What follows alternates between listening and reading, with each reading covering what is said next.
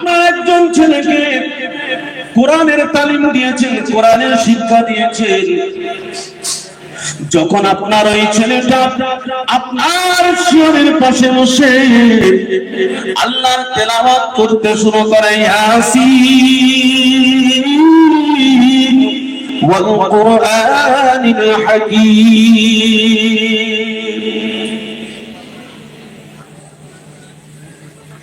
আল্লাহ রাব্বুল আলামিন বলেন, আমার ফেরেশতারা আমার সূরাতুল ইয়াসিনের বরকতে যে ছেলেটা মাথার দ্বারে বাপের মাথার দ্বারে বসে আমার কোরআনুল কারীম থেকে সূরাতুল ইয়াসিন তেলাওয়াত করছে, আমি রব্বুল আলামিন আল্লাহ পাক এই সূরা ইয়াসিনের বরকতে আমি আল্লাহ তার সাকরাতুল মউতটা আমি আল্লাহ maaf করে দিলাম।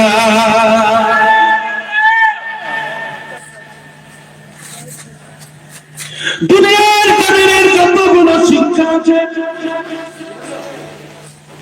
দুনিয়ার জমিনে যতগুলো পুস্তক আছে, দুনিয়ার জমিনেতে যতগুলো জ্ঞানী আছে,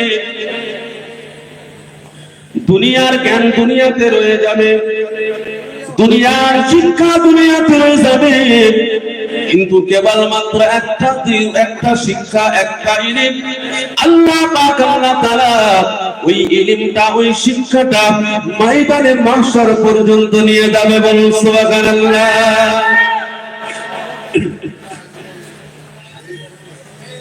বাবা যখন মারা গেল, মা যখন মারা গেল, বাবার লাশকে সম্মুখে রেখে, মায়ের লাশকে সম্মুখে রেখে সন্তান জানাজাতে দাঁড়িয়ে গেল। জানাজা সবে মাত্র শুরু, বাবার লাশকে সম্মুখে রেখে, মায়ের লাশকে সম্মুখে রেখে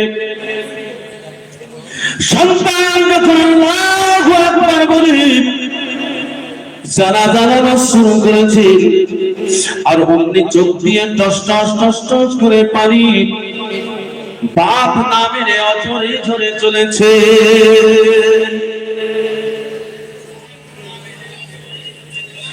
বাবার লাশকে সম্মুখে রেখে, মায়ের লাশকে সম্মুখে রেখে সন্তান জানাজাতে দাঁড়িয়ে গেলে, যদি আপনি কোন রকমে আপনার জীবন দশায় যদি এমন একটা সন্তান আপনি তৈরি করতে পারেন, এমন একটা ছেলে আপনি তৈরি করতে পারেন যে নাকি আপনার লাশের জানাজাটা আদায় করতে পারেন, ইমাম সাহেব জানাজা পড়িয়ে দেবে, অসুবিধা নাই, পীর সাহেব জানাজা পড়িয়ে দেবে, অসুবিধা নাই, হাফেজে কোরআন জানাজা পড়িয়ে দিবে, অসুবিধা নাই, মাওলানা সাহেব জানাজা পড়িয়ে দেবে, অসুবিধা নাই, কিন্তু একবার আপনি একটা সন্তানকে তৈরি করেন যে সন্তানটা আপনার জানাজা পড়াতে পারবে, যে সন্তানটা আপনার লাশকে সামনে রেখে জানাজায় দাঁড়িয়ে নিজে ইমামতি করতে পারেন। এমন একটা সন্তান বানিয়ে দেখে মরার পরে কেমন শান্তি, মরার পরে কেমন শান্তি আপনি বুঝতে পারবেন। সন্তান যখন জানাজাতে দাঁড়িয়ে গেলেন, জানাজা সবে মাত্র শুরু, চোখের পানি ধরে রাখতে পারে না, কারণ বাবার লাশ সামনে, মায়ের লাশ সামনে। আল্লাহ রাব্বুল আলামিন ফেরেশতাদেরকে জিজ্ঞাসা করেন, আমার মালায়েকা ফেরেশতারা জানাজা সবে মাত্র শুরু, কাঁদে কেন? জানাজা তো সবে মাত্র শুরু, আল্লাহু আকবার বলে জানাজা শুরু করেছে, কাঁদে কেন? ফেরেশতারা বলে, রব্বি আল্লাহ,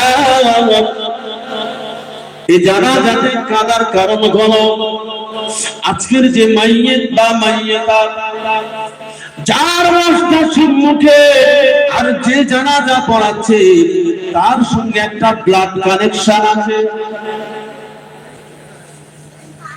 তার সঙ্গে একটা সম্পর্ক সূত্র রক্তের একটা টান আছে। কারণ যে জানাজা পড়াচ্ছে সে হলো তার সন্তান, যে লাশ হয়ে শুয়ে আছে সে হলো তার বাবা কিংবা মা। কাঁদে কেন? আল্লাহ রাব্বুল আলামিন ফেরেশতাদের জিজ্ঞাসা করে কাঁদে কেন? ফেরেশতারা বলে রব্বি আল্লাহ, আপনি তো সবকিছু জানেন, আপনি তো সকলের মনের খবর বোঝেন। আল্লাহ আপনি ভালো জানেন, আপনার বান্দা কাঁদে কেন?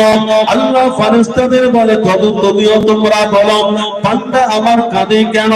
ওই সব ফেরেশতারা বলবেন ইয়া রাব্বি আল্লাহ, বাবার লাশকে সম্মুখে রেখে সন্তান যখন আল্লাহু আকবার বলে জানাজা নিয়ে কাঁদে, ওই বাবার জীবনের সমস্ত সন্তানের বুকে বিদ্ধ করে। যে বাবা এত পরিশ্রম করল, যে বাবা আমার জন্য এত শ্রম বিনিময় করল, যে বাবা আমাদেরকে লালন পালন করল, যে বাবা নতুন পোশাক না পরে পুরানো পোশাক পরে ঈদ করে আমাদেরকে নতুন পোশাক পরিধান করালো, যে রাতের ঘুমকে হারাম করে দিয়ে নিজে ভিজা বিছানায় ঘুমালো, আমি সন্তান আমার ভিজে জায়গাটা নিজে বাছাই করে দিয়ে আমাকে শুকনো জায়গা দিয়ে মা আমার ভিজে জায়গাতে শুয়ে আমাকে আরামের ঘুম পড়ালো। দুনিয়ার জমিনেতে বাবা মার গায়ে জিন্দেগির সমস্ত কথা সন্তানের মনে পড়ে যায়। আজকের সেই বাবা মা কাপড়ে মোড়া প্যাকিং হয়ে আমার সম্মুখে দাঁড়িয়ে, আর ওই সন্তান ওই লাশকে সম্মুখে রেখে যখন জানাজার নিয়ত করে নিজেকে সামলাতে পারে না, চোখ দিয়ে টস টস টস টস করে পানি পড়ে। আল্লাহ বাবা রব্বুল আলামিন বলেন এমন পরিস্থিতি তোমরা সাক্ষী দিকে যাও, সাক্ষী দিকে যাও, আমি রব্বুল আলামিন আল্লাহ পাক বাবা মায়ের লাশকে সম্মুখে রেখে সন্তান জানাজার ইমামতি করে কাঁদবে, আমি আল্লাহ বরদাস্ত করতে পারি না। ও আল্লাহু আকবার বলে জানাজা শুরু করেছে, আর আসসালামু আলাইকুম ওয়া রাহমাতুল্লাহ বলে ডান দিকে বাম দিকে সালাম ফেরানোর শেষ পর্যন্ত আমি আল্লাহ তাআলা ওই সন্তানের দেওয়ার বিনিময়ে আমি আল্লাহ তার বাবা মায়ের জীবনের तमाम গুনাহটা আমি আল্লাহ মাফ করে দিলাম।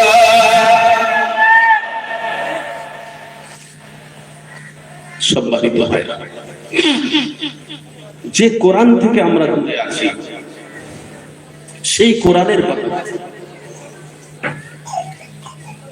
যে কোরআন থেকে আমরা নিজেদের সন্তানকে দূরে রেখেছি সেই কোরআনের কথা বলছি। যে কোরআন আমাদের সমাজে 4 সাবজেক্ট হিসাবে 4 ল্যাঙ্গুয়েজ হিসাবে ব্যবহার করি, সেই কোরআনের কথা। যে কোরআন আপনি মরার আগে আপনার সহযোগিতা করবে,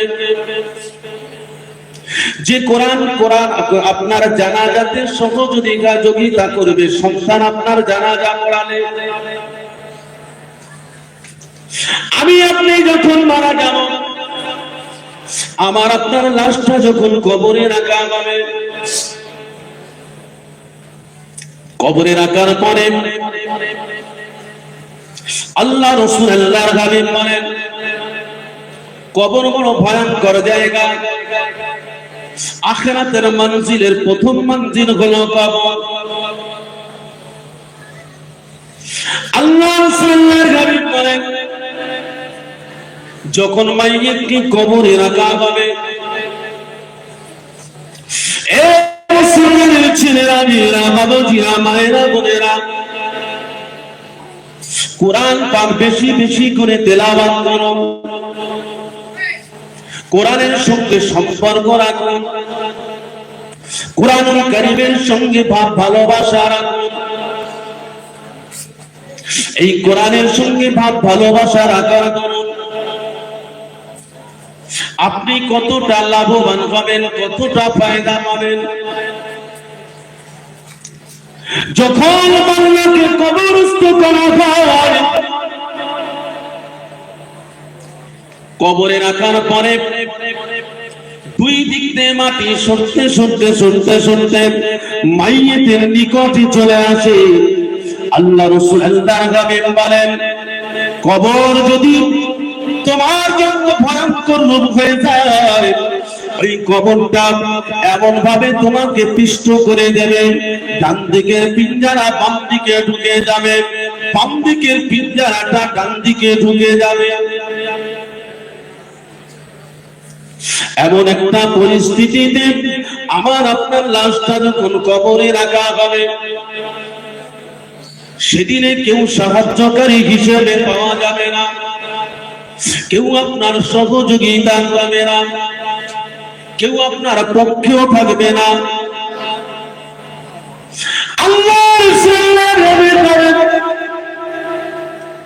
ওই সময় মাইয়াত দেখতে পাবে একটা পাখি ওই মাইয়াতের বুকের উপরে এসে চড়ে বসলেন। কবরের মধ্যে মাইয়াতের বুকের উপরে একটা পাখি,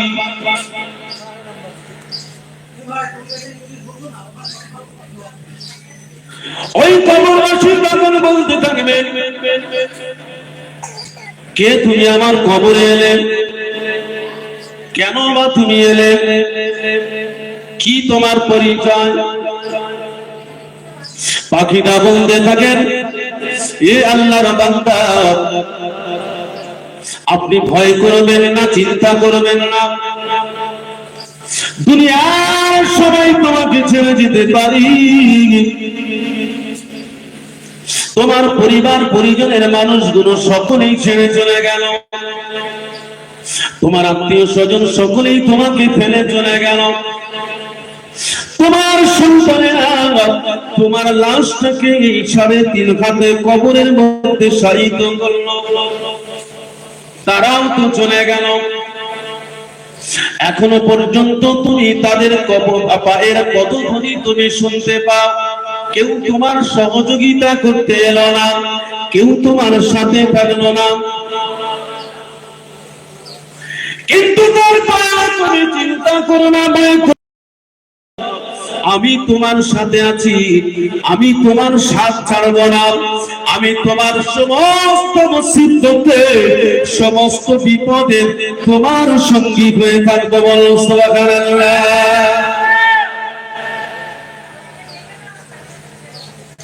মাইয়িত বলতে থাকবেন, এ পাখি, কি তোমার এমন ক্ষমতা?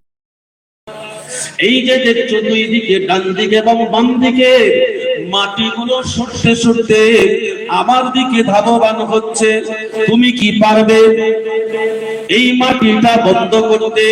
এই মাটির এমন চাপ তোমাকে শুদ্ধ আমাকে পিষে দিয়ে দেবে, তুমি একটুখানি এই যে চাপ তোমার আমার সব একসঙ্গে করে দেবে।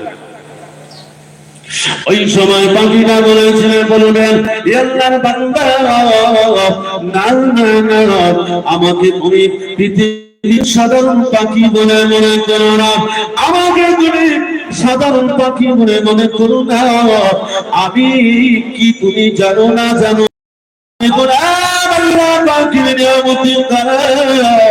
কুরআনুল কারীম যাদের দুনিয়াতে বড় মহব্বত করতে, দুনিয়াতে বড় ভালোবাসতে, দুনিয়ার জমিনেতে তুমি আমার সঙ্গে মহব্বত রেখেছিলে, ভালোবাসা রেখেছিলে, প্রতিনিয়ত তুমি আমাকে তেলাওয়াত করতে, বেশি বেশি করে আমার তেলাওয়াতে তুমি জীবন অতিবাহিত করতে, আজকের সেই কোরআন আমি পৃথিবীর সকলে তোমাকে ছেড়ে গিয়েছে, কিন্তু আমি তোমাকে ছাড়তে পারি না, পারি না, না, এজন্য পাখির দিয়ে তোমার কবরের মধ্যে আমি ঢুকে গিয়েছি, আমি তোমার সঙ্গে থাকবো, কিছু ভয় করো না, কতক্ষণ থাকবো তা তুমি শুনে রেখে দাও।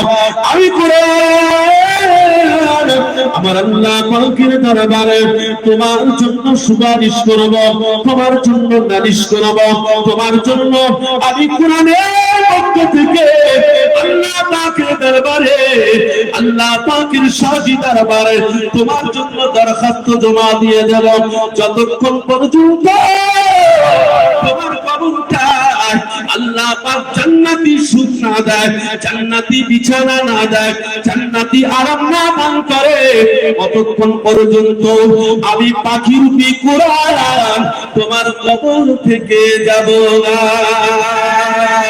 নারে তাকবীর, নারে তাকবীর, আল্লাহুম্মা সাল্লি আলা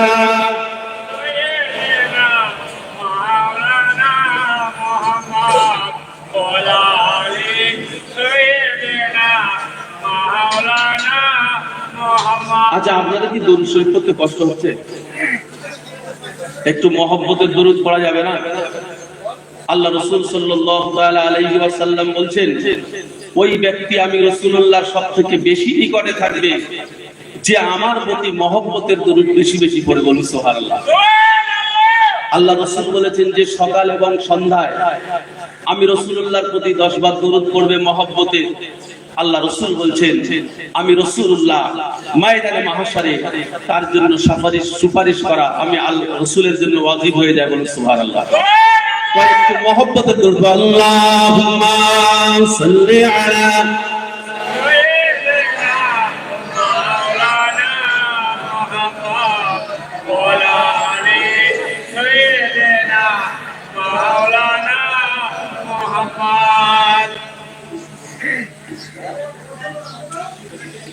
কেন দেখা দাও না রফি, কি কসুর করেছি আমি, তোমারি ইশকের মালা গলে দিয়ে সাল্লি আলা, তোমার ইশকের নিজালা কি কব মদিনা মালা, আল্লাহুম্মা সাল্লি আলা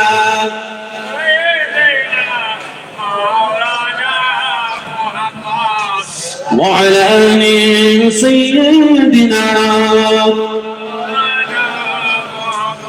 সম্মানিত ভাইরা,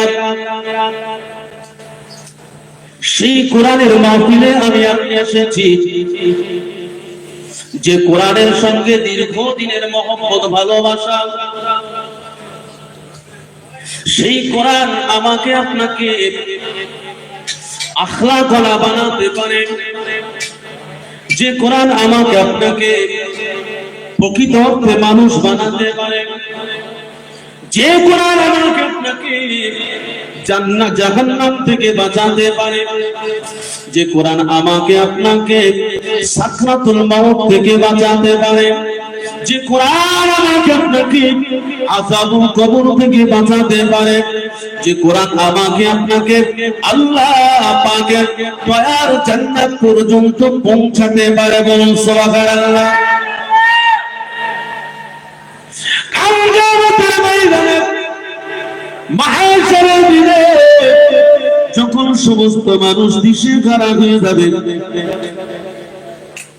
মানুষ হাহুতাশ করতে থাকবে, পাগল পারা হয়ে যাবে, সেদিনে কোরআন আমাদের পক্ষে থেকে, আমাদের সঙ্গে থেকে, আমাদের পক্ষে সুপারিশ এবং জোর কদমে চালিয়ে যাবে। অন্য কোন নবীরা তাদের উম্মতের জন্য এত দাবি দেখাতে পারবে না, তাদের উম্মতের জন্য এত জোরালো দাবি দিয়ে উম্মতকে পারাপার করতে পারবে না।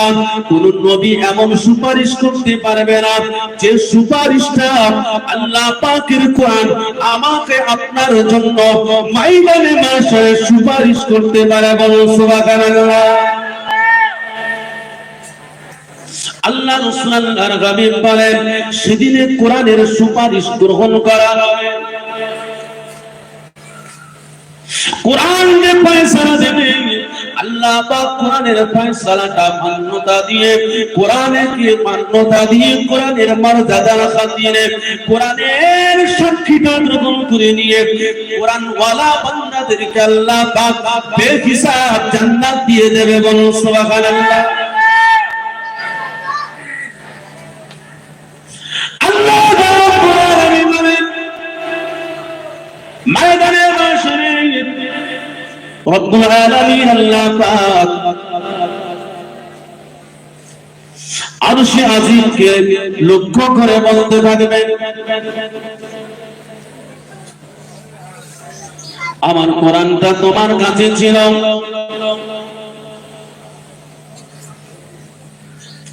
এই কোরআনটা আমাকে ফিরিয়ে দাও। আমি আল্লাহ আমানত স্বরূপ তোমার কাছে কোরআন রেখেছিলাম, এই কোরআনটা তুমি আমাকে ফিরিয়ে দাও। ওখান থেকে আওয়াজ হবে মওলাই করিম, এই কোরআনটা তো আমার কাছে নাই, কোথায় গেল কোরআন? আমি তোমাকে রাখলাম। বলে আপনার কোরআনটা আমার থেকে আপনার ফেরেশতা হযরত জিবরিল আমিন আমার থেকে নিয়ে গেল। আল্লাহ রাসূলের কাছে কোরআন নিয়ে কে আসলো? জিবরিল না?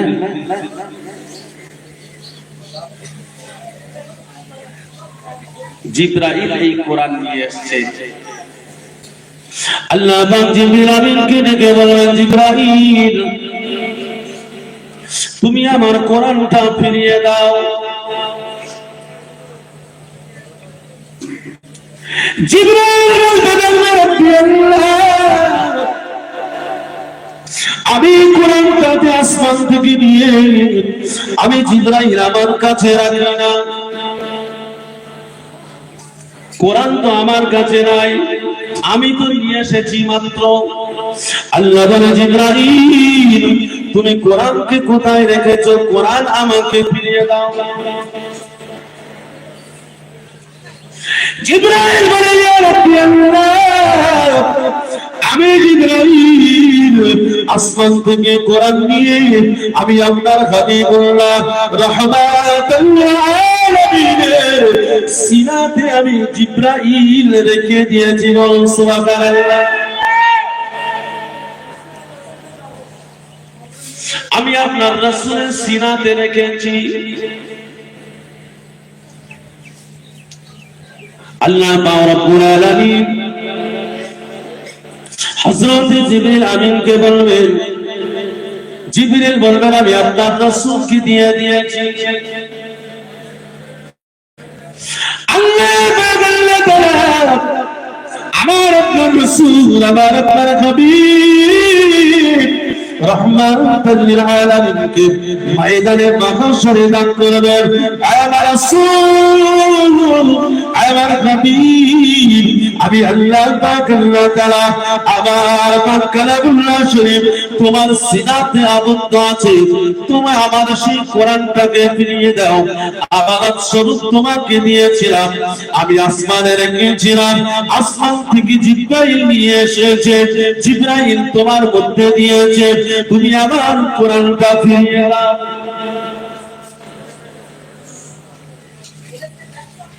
তুমি আমার কোরআনটা ফিরিয়ে দাও। আল্লাহ রাসূলের গাবে করেন,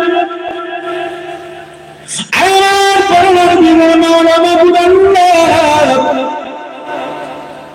আমি রাসূলুল্লাহ সাল্লাল্লাহু তাআলা আলাইহি ওয়াসাল্লাম, কোরআন তো আমার কাছে নাই, আসমানে নাই, জিবরাইলের কাছে নাই, রাসূলের কাছে নাই, তবে কোরআন কোথায় গেল? আল্লাহ রাসূলের নবী বলেন, আমার মাবুদ মাওলা, আমার পরওয়ারদিগার আল্লাহ, আমি রাসূলুল্লাহ সাল্লাল্লাহু তাআলা আলাইহি ওয়াসাল্লাম আমি দুনিয়ার জমিনেতে আমার উম্মতিদের মাঝে আপনার পাক কালামুল্লাহ শরীফ রেখে আমি তাদের থেকে আগে দুনিয়া ছেড়ে আখিরাতের দিকে রওনা দিয়েছি। ইয়া রাব্বি আল্লাহ, আপনার সেই আসমানি কিতাব, আপনার সেই মুকাররম কিতাব, আপনার সেই মশহুর কিতাব কুরআনুল কারীম থেকে, কুরআনুল কারীমটা আসমান থেকে হাত বেরি হতে আমি রাসূলুল্লাহ সাল্লাল্লাহু তাআলা আলাইহি ওয়াসাল্লাম ওই নিয়ামতি কুরআনটা আমার উম্মতিকে দিয়ে আমি রাসূল চলে এসেছি। সে কোরআন আল্লাহ আমার কাছে, কোরআন আমার উম্মতের কাছে। আল্লাহ রাব্বুল আলামিন তামাম উম্মতি মুহাম্মাদীকে ডাক দেবেন, সকল উম্মতি ময়দানে মাহশরে দাঁড়িয়ে হয়ে যাবে। এ উম্মতি মুহাম্মাদী, আমি রব্বুল আলামিন আল্লাহ তাআলা আমার সৃষ্ট কিতাব, আমার নিয়ামতি পাক কালাম কুরআনুল কারীম আসমানে রেখেছিলাম। ওখান থেকে জিবরাইল নিয়ে আসে, জিবরাইল নিয়ে আবার রাসূলুল্লাহকে দিয়ে দেয়। আমার রাসূল কোরআনটা তোমাদের কাছে রেখে এসেছিল। কোরআনের জিম্মাদারি কতটা আদায় করতে পেরেছো, কোরআনের হক কতটা আদায় করতে পেরেছো। আজকের ময়দানে মাহশরে আমি আল্লাহ পাক আল্লাহ তাআলার কাছে কোরআনের জিম্মাদারিটা তোমাদেরকে দিয়েছিলাম। সেই কোরআনের কতটা জিম্মাদারি আদায় করতে পেরেছো তার সুদ পরিমাণ, সুদ পরিমাণ হিসাব আমার কাছে দিয়ে দাও। ওই সময়ে আমার আল্লাহ পাক রব্বুল আলামিন উম্মতি মুহাম্মাদের কাছে কোরআনের জিম্মাদারিটা আদায় করতে চাইবেন। কোরআনের হক আদায় করবেন কেমন করে? সেদিনে আল্লাহ পাক আমাকে আপনাকে জিজ্ঞাসা করবে, বান্দা বান্দি, যে কোরআন তোমাদের মধ্যে দিয়েছিলাম সেই কোরআনের হক তোমরা কতটুকু আদায় করেছো? আল্লাহ পাক রব্বুল আলামিন সেদিন আহকামুল হাকিমিন বিচারকের আসনে আসীন হবে। কোরআনের হক যদি আমাদের থেকে আল্লাহ পাক আদায় করতে চান, কসম সেই খোদার, আমরা সকলেই ময়দানে মাহশরে ধরা সম্মানিত এমন এক পরিস্থিতি তৈরি হয়ে যাবে, মানুষ দেশে গানা হয়ে যাবে, কোরআনের হক কেউ আদায় করতে পারবে না। এমনই সময় আমার আপনার খাদিম রাহমাতাল লিল আলামিন মদিনার লাল আমিনার দুলাল আল্লাহ পাকের দরবারে সিজদায় পড়ে যাবে। বলুন সুবহানাল্লাহ। এখানে কোরআনের মামলা, কোরআনের হককে আদায় করতে পারে আল্লাহ সিজদায় পড়ে যাবে। আল্লাহ আমার গুনাহগার উম্মতির কাছে আমি আপনার নিয়ামতি কোরআন রেখে এসেছিলাম। আমার উম্মতিদের কাছে যদি কোরআনের সঠিক হক আদায় করো, আমার একটা উম্মত নাজাত পাবে না, একটা উম্মতি নাজাত পাবে না। আমি রাসূলুল্লাহ সাল্লাল্লাহু আলাইহি ওয়াসাল্লাম আমার উম্মতির জন্য সুপারিশ করি, কোরআনের পূর্ণাঙ্গ হক আমার উম্মতের থেকে মাফ করে দাও। আল্লাহ পাক রব্বুল আলামিন বলবেন, আমার রাসূল আমার নবী আপনি মাথাটা তুলে নেন। আমি আল্লাহ পাক রব্বুল আলামিন আজ ময়দানে মাহশরে আপনার উম্মতির মামলাটা আমি আল্লাহ কোরআনের উপরে সুপর্দ করে দিলাম। বলুন সুবহানাল্লাহ। নারায়ে তাকবীর, নারায়ে তাকবীর, নারায়ে তাকবীর। আল্লাহুম্মা সাল্লি আলা